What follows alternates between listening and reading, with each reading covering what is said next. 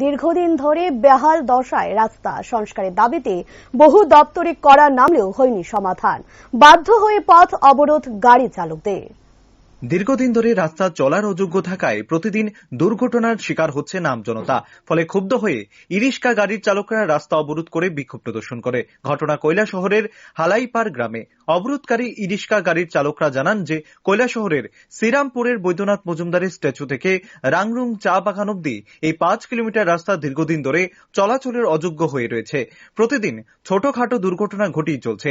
এই ব্যাপারে ইরিশকা চালকরা স্থানীয় পঞ্চায়েত কর্তৃপক্ষকে কয়েকবার জানানোর পর পূর্ত দপ্তরের পক্ষ থেকে কাজ শুরু করে প্রায় অর্ধেক কাজ সম্পন্ন করার পর বিগত 3 মাস ধরে কাজ বন্ধ হয়ে রয়েছে। এই বন্ধ কাজ খুব শীঘ্রই শুরু করার দাবিতে বৃহস্পতিবার সকাল 10টা থেকে ইরিশকা গাড়ির চালকরা হালাইপার গ্রামের কবরস্থানের দ্বিমুখী এলাকায় রাস্তা অবরোধ করে বিক্ষোভ প্রদর্শন শুরু করে। রাস্তা অবরোধের খবর পেয়ে কৈলাসহর থানার পুলিশ এবং টিএসআর বাহিনীর কর্মীরা অবরোধস্থলে গিয়ে অবরোধকারীদের সাথে দীর্ঘক্ষণ আলোচনা করার পরও অবরোধকারীরা অবরোধ প্রত্যাহার করতে অস্বীকার করে। যতক্ষণ অবধি পূর্ত দপ্তরের পক্ষ থেকে কোনো ধরনের আশ্বাস দেওয়া হবে না ততক্ষণ অবধি অবরোধ অব্যাহত থাকবে বলে জানায় অবরোধকারীরা।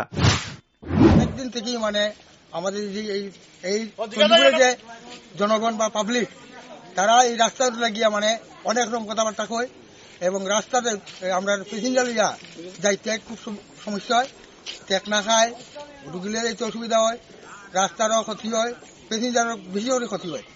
তার জন্য আমরা আজকে টুকটুক অ্যাসোসিয়েশন থেকে যে সবাই এখানে কোনো পার্টিগত নয়, আমাদের যাত্রীবাহিনীর লাগিয়া আমরা রাস্তা অবরোধ করছি এবং করা হয়েছে। আমি দেখি তারা রাস্তা অবরোধ করছে, তার সাথে আমিও সামিল হয়েছি।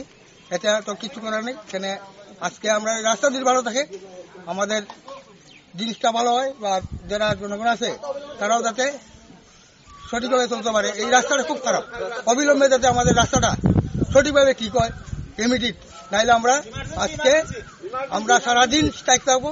আমরা রাস্তা ছাড়তাম না, আগামী যতদিন লাগে ওদিন আমরা থাকবো এখানে। আপনারা এই রাস্তার ব্যাপারে আপনাকে জানাইছেন স্থানীয় কর্তৃপক্ষ কিংবা? অনেকে জানাইছি, প্রধানকে বলছি এবং আমাদের পার্টি যারা আছে তারা জানাইছি। তারা খালি বলতেছে হইব, কিন্তু কবে যে হইব এটার কোনো নিরাপত্তা নেই, নির্দিষ্ট নেই। তবে এই প্রচন্ড গরমের মধ্যে দীর্ঘক্ষণ রাস্তা অবরোধের ফলে অবরোধের দুই পাশে প্রচুর সংখ্যক গাড়ি এবং নিত্যযাত্রীরা আটকে ছিলেন। এখন দেখার বিষয় কি পদক্ষেপ গ্রহণ করে প্রশাসন। Bureau report, rising Tripura.